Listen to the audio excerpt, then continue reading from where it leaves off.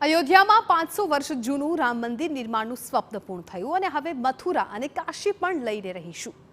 તુલસી પીઠાધીશ્વર જગદગુરુ રામભદ્રાચાર્ય મહારાજે ગુજરાતની ધરતી પરથી આ નિર્ધાર કર્યો. જગદગુરુ રામભદ્રાચાર્યએ TV9 સાથે ખાસ વાતચીત કરી. આ દરમિયાન જગદગુરુએ જણાવ્યું કે મંદિર નિર્માણમાં ઘણા પડકારો હતા. કોંગ્રેસના શાસનમાં ઘણી યાતનાઓ પણ સહન કરી, પરંતુ હવે કરોડો હિન્દુઓનું સપનું સાકાર થવા જઈ રહ્યું છે. મંદિર નિર્માણમાં શું પડકારો આવ્યા? અયોધ્યામાં રામની મૂર્તિ કેવી છે? હિન્દુ રાષ્ટ્ર અંગે શું બોલ્યા જગદગુરુ? આવો જાણીએ તેમની પાસેથી જ. રામ મંદિરનું નિર્માણ થઈ રહ્યું છે. આપણી સાથે રામભદ્રાચાર્યજી છે, તેમની સાથે વાત કરીશું. મહારાજજી, સૌથી પહેલા તો કેટલું મુશ્કેલ કાર્ય હતું? આપ તો શરૂઆતથી સાક્ષી બન્યા છો. અત્યંત જટિલ કાર્ય હતું. લોકોને કલ્પના ન હતી કે ન્યાય આપણા પક્ષમાં આવશે, પરંતુ મને તો વિશ્વાસ હતો કે વિજય અમારી જ થશે. સત્યમેવ જયતે ના સત્યમ. કયા પ્રકારના પડકારો હતા, કેટલી મુશ્કેલીઓ હતી જે આપે પણ વેઠી છે ને આપે જોઈ પણ હશે? મેં જોયું છે. હું તો સાક્ષી જ છું.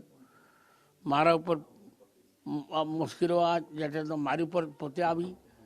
અમે જેલ ગયા, પુલિસના દંડા ખાધા, નજરબંધ થયા, કોંગ્રેસની યાતના પ્રતારણા સહી, બધું જ થયું.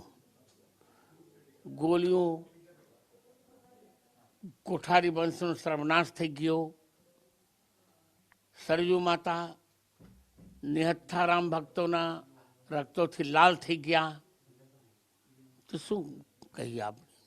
આપના જન્મદિવસના મહિનામાં જ રામલલ્લાની સ્થાપના થતી હોય, મંદિરમાં સ્થાપના પ્રાણ પ્રતિષ્ઠા થતી હોય, કેટલો આનંદ, જીવનભર માટે આનંદ, અવિસ્મરણીય આનંદ છે. સ્વર્ણ સૌરભ યોગ છે. જેમ સોનામાં સુગંધ આવી જાય, મારું જન્મદિવસ સોના, રામલલ્લાની સ્થાપના સુગંધ, તો આ તો સ્વર્ણ સૌરભ યોગ છે. રામ મંદિરનું મિશન તો પૂર્ણ થયું. આગળનું મિશન કયા પ્રકારનું રહેશે? આપણે આલ્ફાબેટલી ચાલીએ છીએ. અ કા મ. અ એટલે અયોધ્યા, કા એટલે કાશી, મ એટલે મથુરા. આગામી સમયમાં લોકોની ઘણી વખત માંગણી આવે છે કે હિન્દુ રાષ્ટ્રની માંગ કરે છે. આપ માનો છો હિન્દુ રાષ્ટ્ર હોવું તો જોઈએ, પણ કાનૂની પ્રક્રિયા છે. સંવિધાનમાં સંશોધન કરવામાં આવશે. હિન્દુત્વનું, ચૂપ રહો યાર, હિન્દુત્વનો ઉત્કર્ષ તો થઈ રહ્યો છે. ભગવાનની ઈચ્છા તો થઈ જાય તો આનંદ. કારણ કે અત્યારે તો પ્રાથમિકતા છે કે મેં મોદીજીને કહ્યું કે હિન્દીને રાષ્ટ્રભાષા ઘોષિત કરો, સંસદમાં ગૌ માતાને રાષ્ટ્રીય સંસ્કૃતિ ઘોષિત કરો, રામચરિત માનસને રાષ્ટ્રગ્રંથ ઘોષિત કરો. મહારાજજી, લોકો એવું માને છે કે આપ જોઈ નથી શકતા. રામ ના મંદિરનું જે નિર્માણ કાર્ય થઈ રહ્યું છે, મંદિર આપને કેવું દેખાય છે? દ્રષ્ટિમાન કેવું થાય છે? મૂર્તિ કેવી લાગે? બહુ સારી, સુંદર નીલ પાષાણની મૂર્તિ છે. 5 વર્ષના બાળકની જેવી પ્યારી પ્યારી મૂર્તિ, મધુર મધુર મૂર્તિ. આ તમે શા માટે સોચો છો કે નથી દેખાતું?